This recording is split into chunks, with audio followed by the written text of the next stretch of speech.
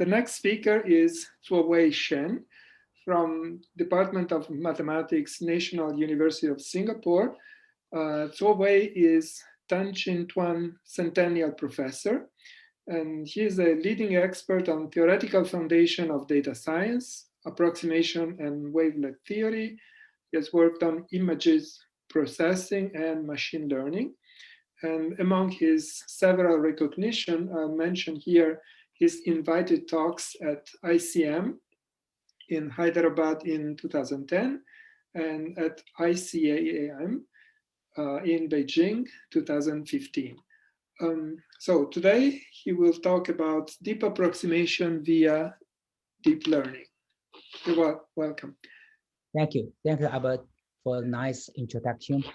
Thank organizers to organize such a wonderful workshop. It's in this challenging time. It's a challenge in sense, you see, all the participants from all kind of different time zone, and but I think we work very well. And today, I'm also, of course, thanks for the invitation. And today I'm going to talk about the machine learning, especially the approximation part of the machine learning. How do we understand the machine learning from the approximation point of view, and especially for the supervised learning, and what does approximation, what kind of role approximation theory can play in deep learning? So I will start with some approximation theory and deep learning and the connection, and then go on because my understanding is the key here is the approximation function by compositions. That's is not what a classical approximation is did. So that's I will talk about the approximation of a function by compositions of a function, and that's more mathematical. Then I will at the last session I will talk about really estimate the rate in terms of the width and the depth of the neural net. Okay, we know that, okay, this I think many people, you know, this deep learning get a wide kind of attention because if it's a wide application in the technology, also now in the industry, solve real life problem. Also now, you can use this as a tool to do the science, because you know that science, we all know that science, many of science depend on data analytics. So now you have a new data analytical method that will, of course, will help our analysis data and improve our science. Further, I think you can get from Winan's talk also yesterday, Andrew's talk, that we can also learn or use the deep learning maybe to improve the model. Okay, that's maybe that we did not use much before. You can learn some model or even improve the available model. So that's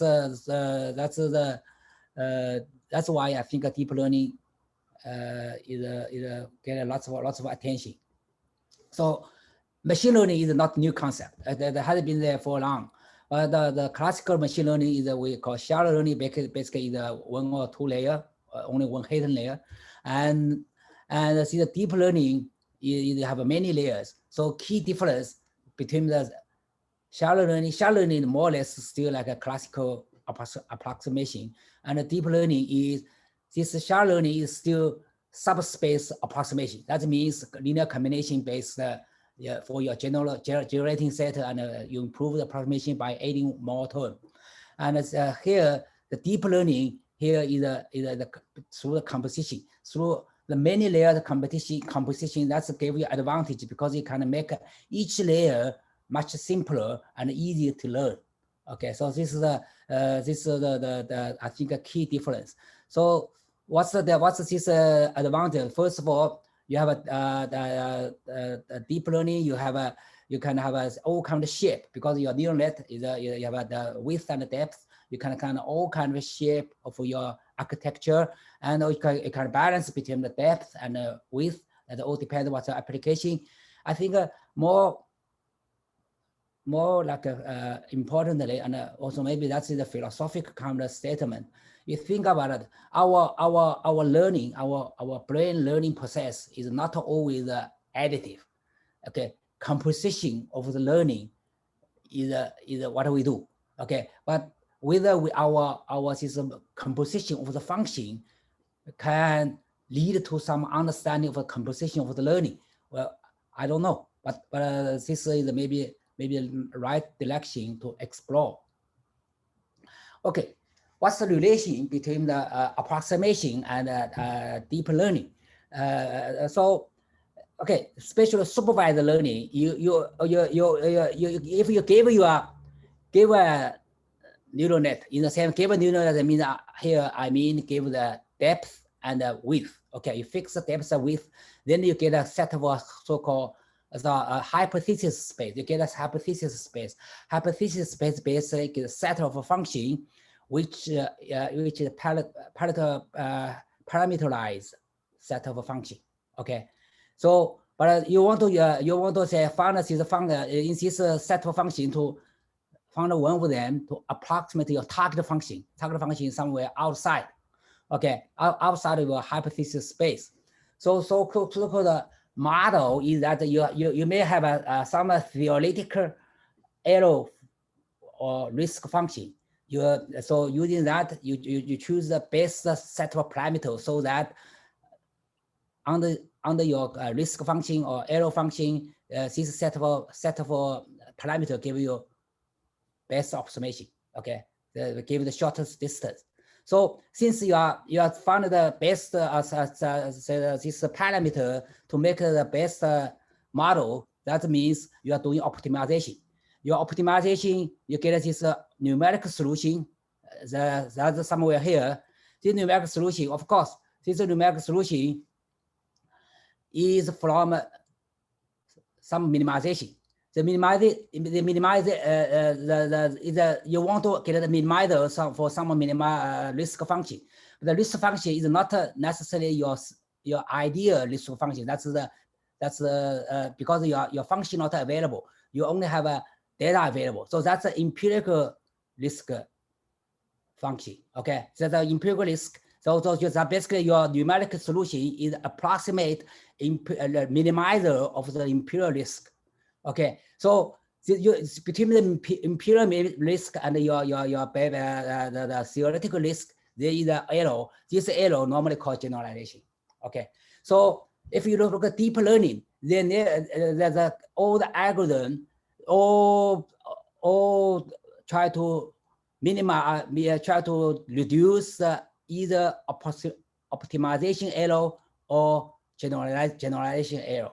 Okay, that's the all the algorithm. Also your sample data, what kind of sample data gave to you, also really also decide what kind of optimization error you have, what kind of generalization error you have. Okay, so then what's the approximation? Approximation estimate we are discussed here. That's the main purpose for this talk. This we need a theoretical bound. It's nothing to do with the algorithm, because algorithm is that because you need to know this distance for some target to this best model. Okay, this will, if this is bound well, then your algorithm will work. If you don't have this theoretical estimate, that means all your effort only proves if your target function is in hypothesis space, you are doing well. Okay, so later I'm going to see you. This you need to bound this error from theory. If you have a bound for this error for this given the depth and the width of a net neural network, you can bound this error. You are in good shape. That means your learning algorithm is doing that. Okay. Okay, now let's talk about approximation theory briefly. Okay, approximation theory, I think we now already mentioned that basically, okay, you're using some simple function to approximate a function which you think is complex or which is unknown. Okay, that's what it is. You want to give an error, you want to have a g to approximate f by this error. Okay, here your f is rd to r, g can be rn to r. And so even a d equal to n, that's more or less if you can g you can choose g. Okay, the simplest g most of the time people choose is linear. Okay, so think about it's linear. That means that even if d equal to n in the equal to 2, you have to think about a line to approximate a curve. But many times it doesn't work, you know, because you have to say like a sign. Okay, so to make it work, make it a sense, to make this approximation have a good sense, you have to find a map T maps so that G composed with T have a good approximation. Okay, you can put all this classical approximation or deep learning into this framework. Okay, of course, key here, your F normally not known, but the F maybe is given by some sort of data. The simplest data, sample data you give is X and FXI. That's the most supervised learning is in this setting. Okay. So in the classical approximation, essentially the T is independent of F and the data. Okay, while N should be large if you want epsilon to be small. Okay, in the classical learning, you does parameterize the T, but you only few parameter. Okay, using few parameter give some flexibility. The deep learning really, as I said, you decompose T to many layers of a composition. Each layer you parameterize, so you have a huge number. Basically, you open up the T completely to you let the parameter to adjust your T. Okay. Let's look at the classical approximation. When we use the mostly in many applications is linear approximation. Linear approximation is very simple. You basically have a generator, okay, generate subspace. You want to so for once you give a generator, your T is given, and your G is linear. So basically you are basically to find this coefficient to approximate F. Okay. It's linear because you have this property. Okay, if plus if two good approximations, the linear combination still have a good approximation for the linear combination. Another one, that's what wavelets theory and wavelets use. Well, wavelets, this is a base n-term approximation. Instead of an n generator, you have a bigger dictionary. The dictionary can be infinity of much larger than your small n. Okay, so then you have among the dictionary, you give a budget n, you choose. This T also fixed. T is fixed. But here your n term is basically your G also the only allows the G has n non-zero term. So you basically among the dictionary pick a best n term to get observation.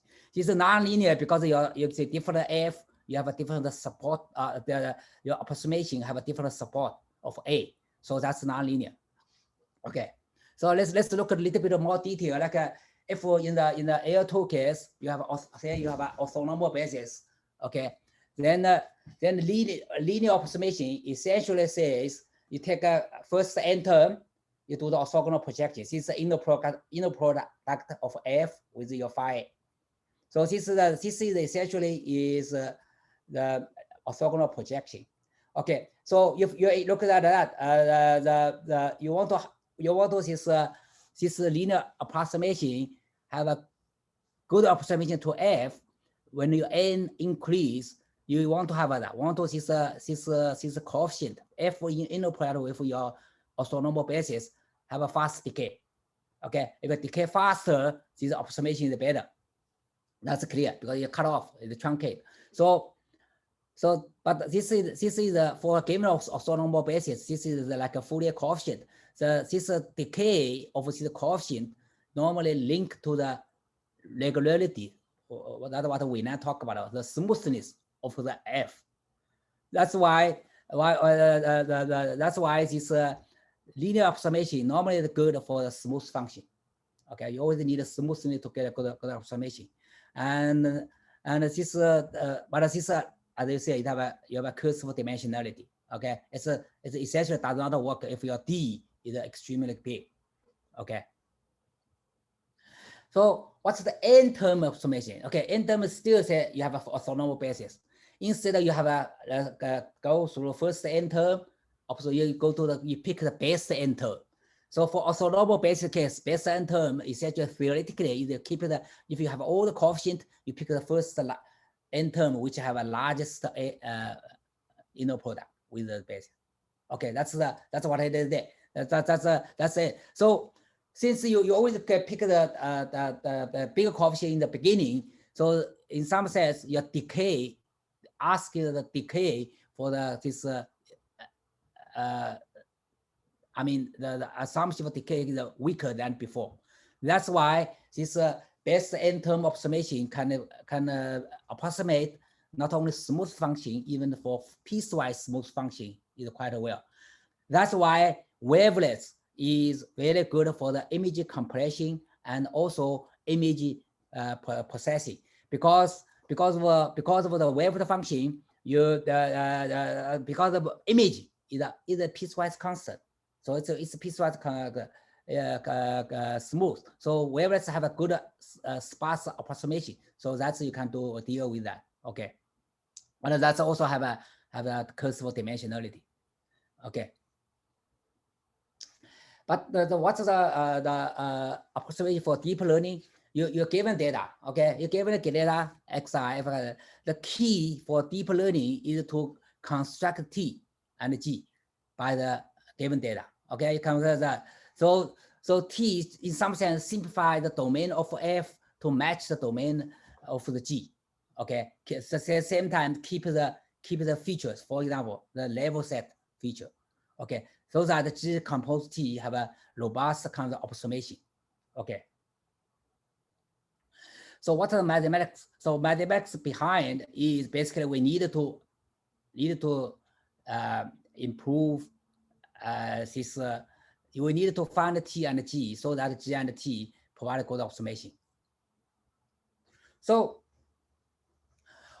let me change this. Can I change this file? I think I have a better file. Let me do that.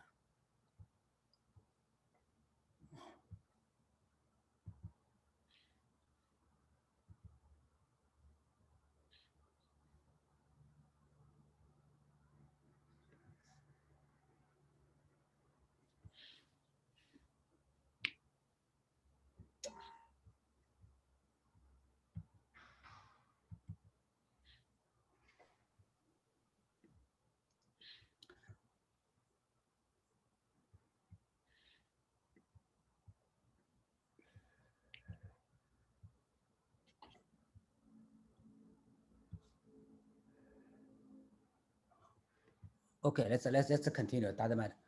Okay, so what's the approximation theory for the neural network? So you denote phi is your neural network. We can, as I said, you can neural network basically a composition. You decompose T to the many layer of the simple function. The simplify, whatever do I mean simple function? Your Ti, each Ti is a composition of two functions. One is alpha function. Alpha set, that's for a given factor, that's the matrix, that's the vector. And then followed by the activating function. Okay, so this is the factor, your activating function, the univariate function operated on each entry. Okay, that's what so this is the composition, and you get what you get this because your alpha set, your W, your B or parameter. So that's give you the parameter. Okay, this give you the set of the parameters, and this learning is essentially learning this set of parameters to get the best approximation. Okay, that's what you want to. So this I think is similar to what you do. Your theoretical risk function or error function is RD data. The RD data is basically you do the expectation, and this is the distance function you define. Okay, so when you say you pick L can be simple like this is the Euclidean distance, and U to be the uniform distribution on the unit cube, then your RD is essentially the L to L. Okay, on this one. Okay, theoretically what you learn deep learning means you want to find a parameter set theta d such that this one become a minimum. Okay, you want to find a minimizer theta d such as this arrow become a minimum. That's what you want to. But practically, you don't know f, you don't know u. You cannot using this one to learn. So practically, you only have a data. Instead of you use RD, you using this empirical risk. That's what it is. This is the empirical risk. This is then you have a you what do you do? Then you want to find a minimizer of this cost function. That's what it is. Okay. That's then for the numerical calculation, because this is can be computable because you have a data, but however, this is a highly non-convex. Okay, so at the end, no matter whatever your numerical method you get the parameter theta n. That's your numerical solution, which is not theta s. What are you really interested to know? You with this set of parameter, you get the function, you approximate your target function. What's the arrow is? You really want to you want to know this arrow. Okay, that's what you want to have. So what is this arrow? This arrow bounded by 3 arrows. This one is your best arrow. So this is what we do. Our theory here, we will make the bound. We know the theoretical bound for that. So once you have a theoretical, then this one is what? This is exactly the optimization arrow. This is what they call generalization arrow. Generalization arrow. Okay, you look carefully. This generalization arrow is if using another terminology is essentially for each fixed theta n and theta d. This is your discrete, your empirical risk function, and this is your integration. This is a discrete integration. That's the arrow. Okay. So your numerical method essentially is try to estimate that. So what our work here is just to give the bound. So here you can see I only need a theoretical bound. That's good enough. Since all the algorithm is try to reduce these two. Okay. You either just like a model arrow, just like a optimization arrow. Okay. Also here, you look at that two number, you don't need to theta n close to minimizer. You just need to see two function value close. Okay. Okay, now we look at the approximation of a function by composition. Okay. The first question we want to ask for a given f. Because it's about a composition, we'll talk about the mathematics first. First, given f and g, say, if there exists a measurable function t such that this will equal to that. That's a mathematical question, nothing to do with the deep learning. Okay, our answer is yes. And this is the condition is pretty weak.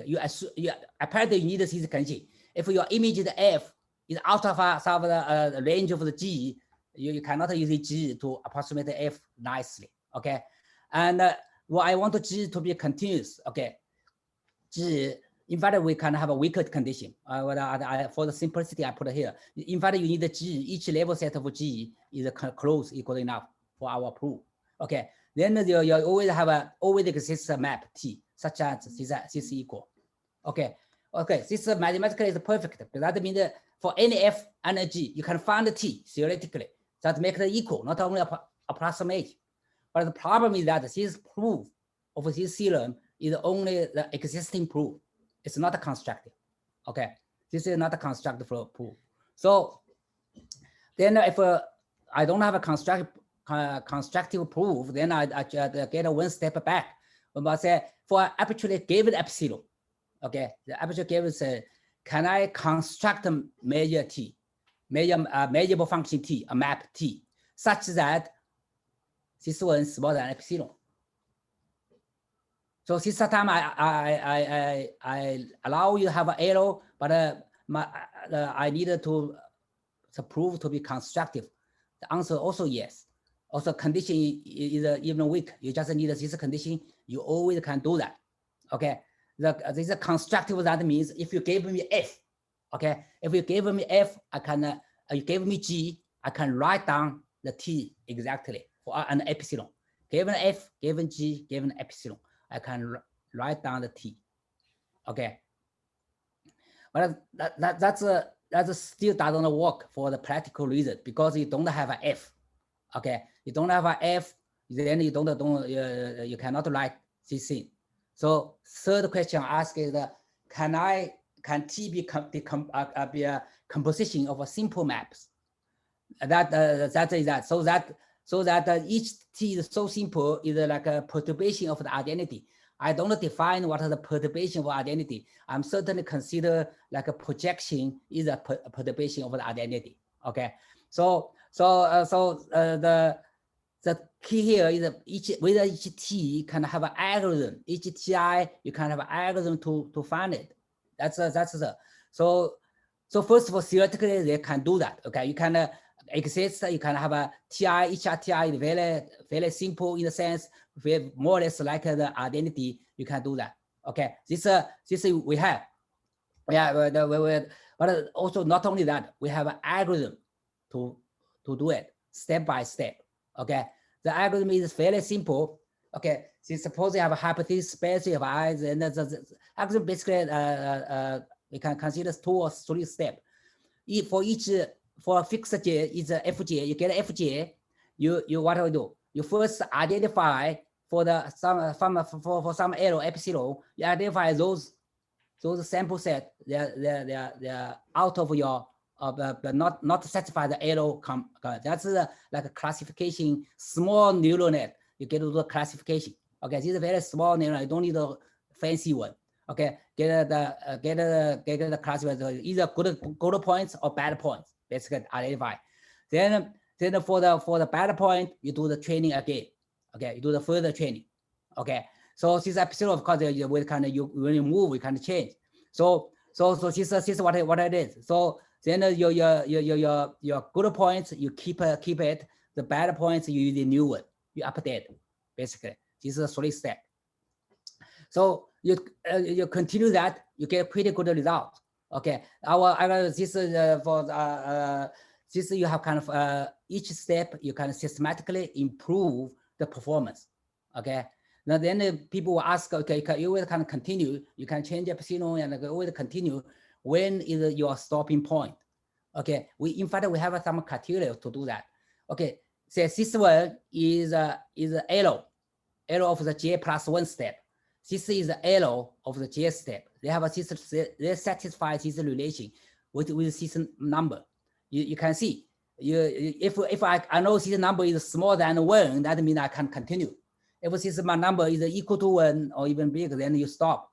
The problem is okay. So the R, A, P, all these 3 numbers have a mathematical mean. Okay, in our paper we have a detailed mean of that. I don't bother about all the definition. The good point is that at the J step we can estimate all those numbers. So once you estimate all the number, you can compute the number. You know when you have to stop. Okay, more or less you know that. Okay, so okay, some of our numerical simulation we can see we can get what we can get a different layer. You can get see the different feature or structure of your function. So this maybe we do not really do it. Maybe you can people will think about how do you explain your neural network approximation. All this maybe this one can be helpful. Okay, we did do some test of idea of some simple examples. This is the eminence and fashion eminence. We know that this have a state arts of the algorithm and the accuracy already too good to improve. Our algorithm will not get a better accuracy, more or less the same accuracy. But what we do is our neural net is very small. You think about it, your width is only about 4 to 32 channels. Your depth is only 2 to 4. Okay, this is a very small neural net. We get this one. Okay, I think let me see the time. Okay, maybe I skip this idea. I skip this one. Okay, before we are talking about this in general the function function space approximation, approximation about a function. Now we talk about typical spatial neural network. We now also mention this residual network. That was widely used, and we want to have some kind of approximation similar to before, but this is not just simply applied because that's applied previously doesn't work. We have to build something. That's okay. You have a residual network. That's then you can make the continuous time idealization. That's what we not talk. That's we convert this residual network to the dynamic system. Okay, this is what we did first. I think for the most people did is for stochastic this grand descent. So they talk about using this to start the algorithm. I think the first one uses this to start the approximation. So what is the approximation behind? You see that you basically use this flow map. Your the differential equation. You kind of lead to the flow map. Your flow map is your t. Your starting point is x. X0 is your x. Then you map x to the tx. Okay, this is the flow map. Okay, you solve that, you get a flow map. This flow map is your t.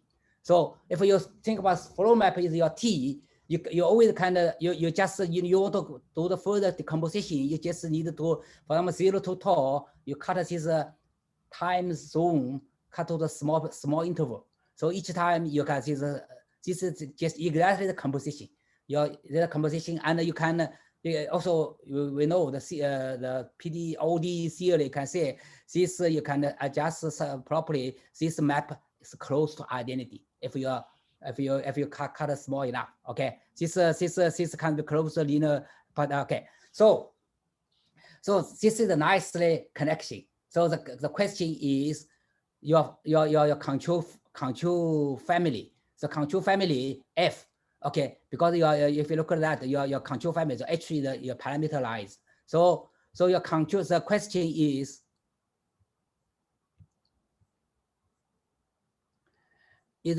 whether your control family, okay, under what kind of condition on your control family, you will get approximation property you like.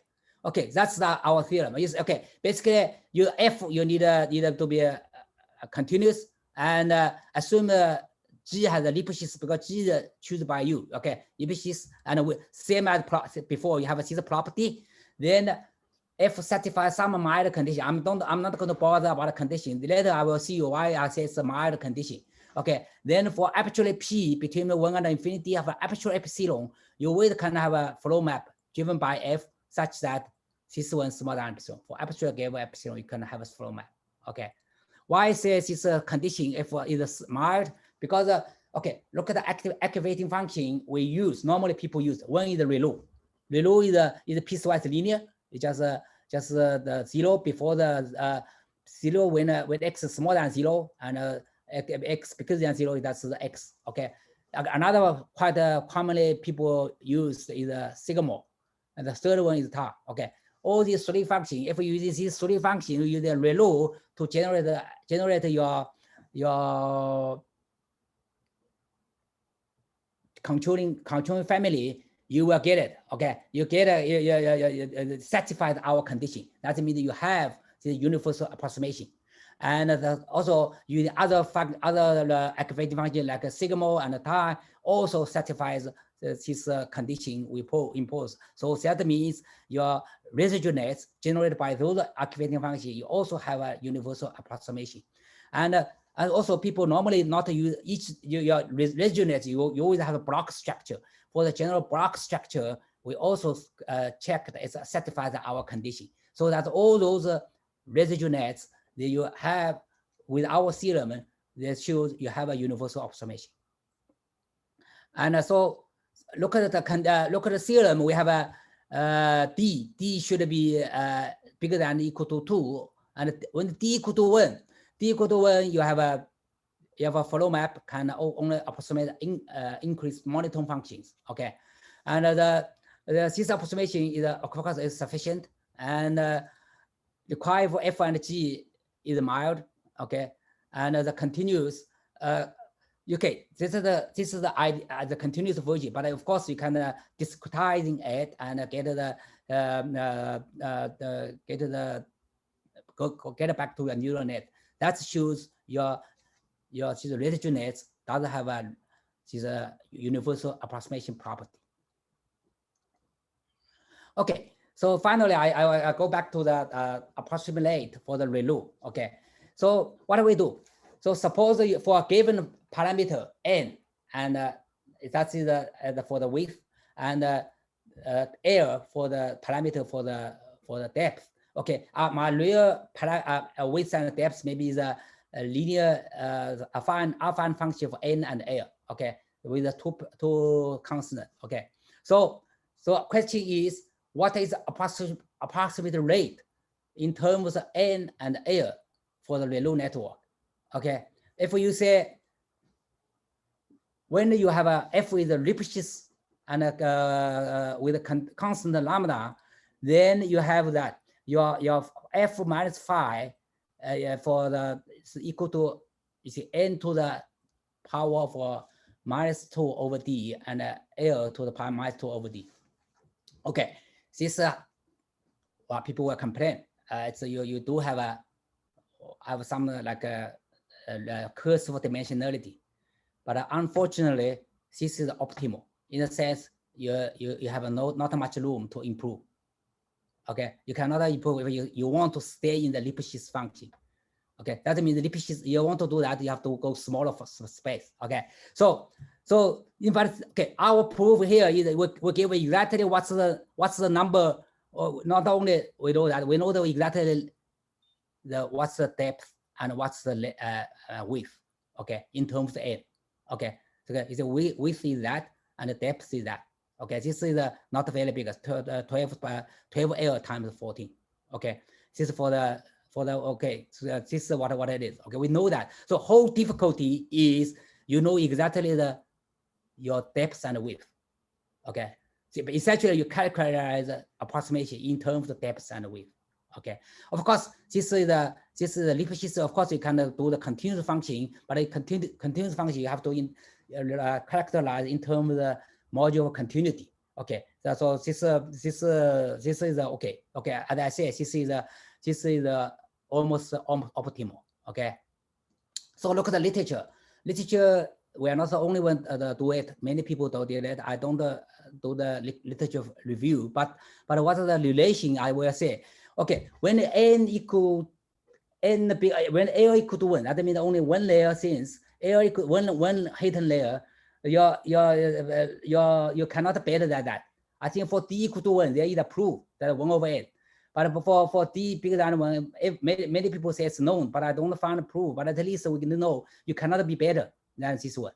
Okay, when n equal L equal to 1. Okay. When Yarosky wrote a paper, what he did is when n is fixed is equal to 2d plus 10. Then they say your sufficient large L. This is more like an asymptotic analysis. For sufficient large L, you have a CC rate. Okay, okay. In the early, we had a paper when we started, we do the nonlinear approximation kind of things. We have a n bigger than n. Okay, L equal to 2 when the d equal to 2, L equal to 3. You need L equal to 3. When the d is bigger than 3, so bigger or equal to 3, you have a CC rate. Okay, that's what. But now this result is basically says when you give any L, we give you exactly the rate, and we know the technical part is you know exactly how large your linear net is. That means what's your width, what's your depth. Okay. That's you look at the paper, the most technical part is this part. Okay, really you basically you asymptotic analysis, you say you essentially you have a infinite resource, but this one I have a limited resource. I want to finish the job in this amount of budget, depth and width. Okay, so this is a paper about that. This is with my collaborator Haizhao Yang, Haizhao, I think in the audience, and also Sijun in our students. So then the people talk about, okay, when data is nobody likes the curse for dimensionality. So we will talk about okay, data is not always also, although in the represented or expressed in the high dimension, but they may concentrate on the lower dimension manifold. Okay, that's what Ingrid talked yesterday, and that's kind of way using the string-thick dimension to improve. Okay, so okay, our assumption, many people assume that data is in the lower dimension method. We assume data is in the neighborhood of the lower dimension method. Okay, well, you have in the neighborhood dimension. Okay, if you more or less can say simple case, you have a Lipschitz function, you have the dm is a manifold dimension. Then your d delta, you can have a d delta. Delta more or less like a dm times log d. So d is much smaller in this case. Okay, this is the result. Of course, this is for Lipschitz. You can for more general you can using this module of continuity. This is the mathematical setting, the main manuscript. What we mean the data in the neighborhood of the manuscript,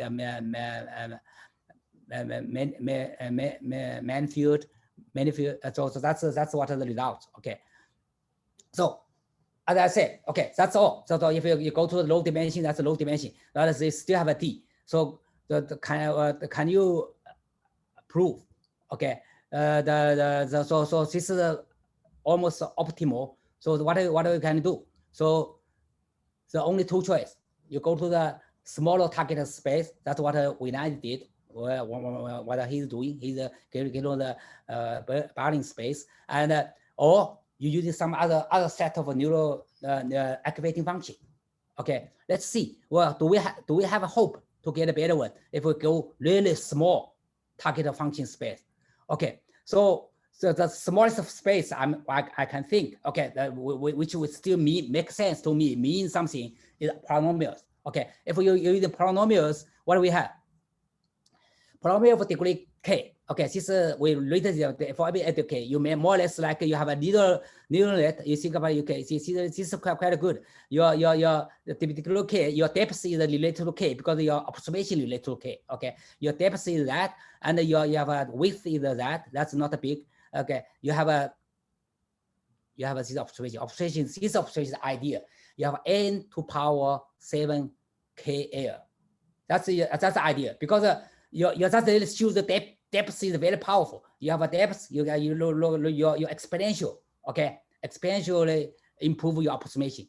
Okay, that's the polynomial. Okay, so you're small. You go to really small space. You have no curse of dimensionality. You have nothing. Okay, this is the exponential kind of approximation. It's very good. Okay, so you think about it. In the classical approximation, all about the reproducing polynomial. Okay, yeah, okay. Well, what are the regularity or that's basically okay. Classical approximation, you need to your spline, your finite elements, whatever. You want to locally reproduce a polynomial. Then you need the smoothness of the function to locally expand the function in the Taylor expansion. So because you locally reproduce a polynomial, you kill the polynomial term. Your L is your L term. That's what I do. So, but ReLU, you only can reproduce polynomial with degree 1. This spline, you only can reproduce a polynomial with up to a certain degree. Okay. But now we cannot reproduce polynomial with high degree, but we can approximate polynomial with high degree for the neural net in this order. Okay, n to the minus kl, in fact, something like that. So that means you have a hope. You have a hope. Okay. So for example, you want for your let function to be smooth. Okay. Maybe that's not a good best choice, but you have a smooth. You can have this component s come out. Okay. So your function, so you come a component s. But of course, your neural network size also depends on your smoothness. Okay. Because of course you want to approximate better. You really, but we have exactly estimate for your size and your rate. Okay, so if you have actually say, okay, my function is C infinity, then you can have that. Okay, then your neural net size we have written here depend S. Okay, depend. Okay, this system because of course if it don't depend, you get everything. If you see infinity, you can get a reproduce function. It's impossible. Okay. So here all the technical still you want to have us know the size. Okay, not asymptoticness. We can, this may be not optimal. You can still kind of refine it, but this is already very technical. All the technical component is to do that. Okay, but you that's all. That if you want to go the smooth direction, that's the only way. Might be the best result you can get. That's why I think we now want to using this barring space. Okay, this is what you can do. Okay, you cannot move. Then what's the this is the paper we did with of course Haizhao and Sijun, but also this is the Lu Jianfeng.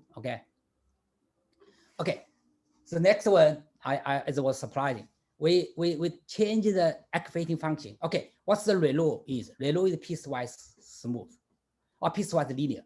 We put the floor function.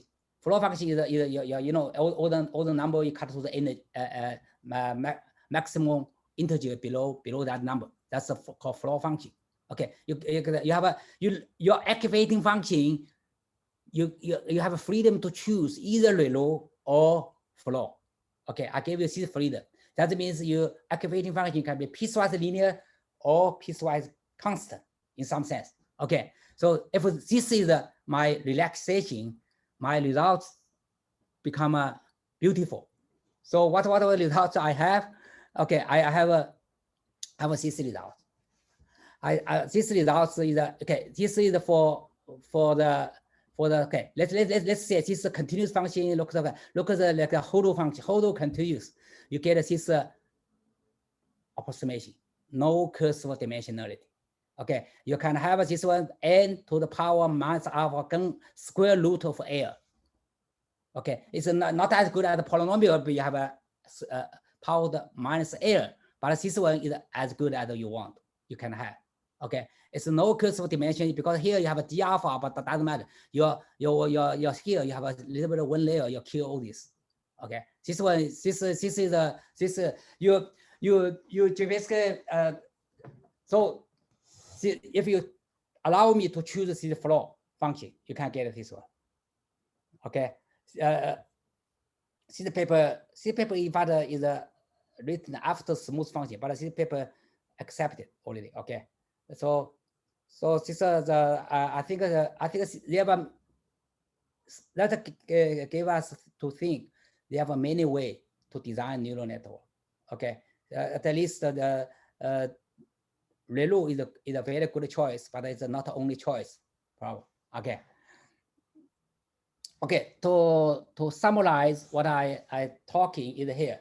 Okay, all the supervised learning is in some sense is approximate your target function. What the deep learning doing that you have as this theoretical risk or error function, and then you try to choose the best model. That means the best set of parameters to get us reach to this minimum distance from your hypothesis space to the target function. That's what I do. So all the deep learning algorithm become the optimization and find a minimizer. However, the minimizer they find is not your theoretical error function; is your empirical risk function or error function. So at the end you have this at the end, you learn the model. That means your numerical solution for your set of parameters you choose. They have a optimization error. You also have this generalization error. Okay. So, however, to make your whole this deep learning algorithm work for approximate the target function, you need to know this approximation error. Okay. Okay. So all the algorithms on all the sample data you choose to choose either to improve these two arrow, but this one you don't need a algorithm to that. You have to have a theory to bound that. What we did is that we essentially find an approximator. We know this approximator have the arrow to the target function, but we also know the best model, the arrow is small. So we use that as a bound. So you never really, for the deep learning, they don't develop algorithm to find this approximator, but this theoretical arrow is good enough for them to guarantee their algorithm, as long as they can reduce the two error, they will have a good approximation. So that's our contribution. Okay, so many people may ask, you may think about, we forget about all of these deep learning algorithms. We can wait directly to find algorithm to find this approximator. That's a good question. Okay, that's but currently all the deep learning algorithm is not for this way, but they do need this bound. That's our contribution. Our old estimate already gave us this bound. Also, our approximator theoretically is constructive many times. Constructive in the sense, if you have a function, you know how to construct. Okay, but numerically, but you don't need those. They don't go this path anyway. Okay, thank you. Right, thank you. Good. So I may read a couple of questions. We have still a few minutes. So the question from John Harlims is, suppose the approximation error is small, even when the hypothesis space is dense on the space of function that contains the target function. Given a particular set of neural networks in your hypothesis space, would it be very hard to find the optimal empirical risk due to non-convex optimization? Yeah, why we still get a good empirical result? So basically the question is whether the approximation error can give an insight. Yeah, whether, okay, because for this ReLU for smooth function, that's what it is. That's what. Well, you may have, because if your function lies in a small space, if your function is a polynomial, of course you can improve a lot. It all depends. Our estimate is for the function in some space. Okay, if you reduce your some target space, of course you have a chance to improve your approximation estimate. Then which space you to choose. Okay, for me, I have an example for you choose the polynomial space. It's very good, but maybe you choose the Venus, this Barring space. Okay, so that's what we say optimal is optimal in the sense you choose say smooth function. That means you don't have room to improve. Okay. Okay. Even that means in those smooth functions, this two, this is not equal to that, but this two is not far too much. You have no room to improve. Okay, of course your target function maybe is smooth, but is even can be lying of much smaller space. That's a different story. Okay, then there is a question from Jin Chao. He asked, does a network of n width with two activation functions have 2 to the n parameters? Jin Chao, is that what you were asking? You should unmute yourself, Jin Chao. If you have two activation functions, each one you have two possible choices. That you shouldn't have two then. No, because it's a. You don't know which one to choose, do you? No, you. Okay, that's if you are neural network, your activating function have either this one or that one. That's what it is. Okay, okay. For our proof, we do have a construct way to do that. Construct means you have, but you assume you have a function. You have a way to sample your function. Okay, but but that means you tells you your it's nothing to do with the parameter. It's only to do with your in this hypothesis space. Your function is all kind of possibility. Using the hypothesis space is much bigger. You only say that, not your parameter is much bigger. Okay, only your hypothesis space is much bigger. Okay. Okay. That's why you have a better information. Yeah. You have to unmute yourself if you want to make another remark. Yeah. So what I'm actually always amazed is that when people apply neural networks to approximate very high dimensional functions, we all know that they cannot find the optimal empirical risk minimizer, right? But Yeah. why is even maybe the local minimum is actually giving you quite a good approximation to the target function? Would your analysis on approximation error explain this phenomena? That this is basically what I'm trying to understand. Okay, thank you. So in fact, okay, we sometimes maybe we think too much. In some sense, high dimension function, it's complex, but function itself is pretty simple. Okay, I would, my guess is the really high dimension. Okay, not like a 7, 8. You have 1,000 d equal 7 or 10,000. The function itself is more or less piecewise constant. It's fairly simple. It's not as complex as you may think. It's most of the time it's a constant. Okay, that's a high dimension function is not like a lower dimension function. It's we never get into high dimension to see the what's life. So once we go to when we have lift ourselves to the really high dimension space, life is much more beautiful, much more simple. I envy you in Singapore. Thank you. I learned something tonight. Thank you very much. Thank you. Okay, well, maybe another quick question.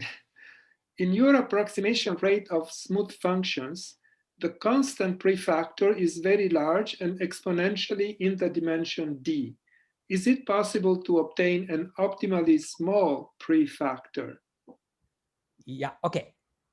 I agree this prefactor is not, we try our best. Okay, we get what we can get, but whether they have a room to improve, I think they are. But it's getting to very technical.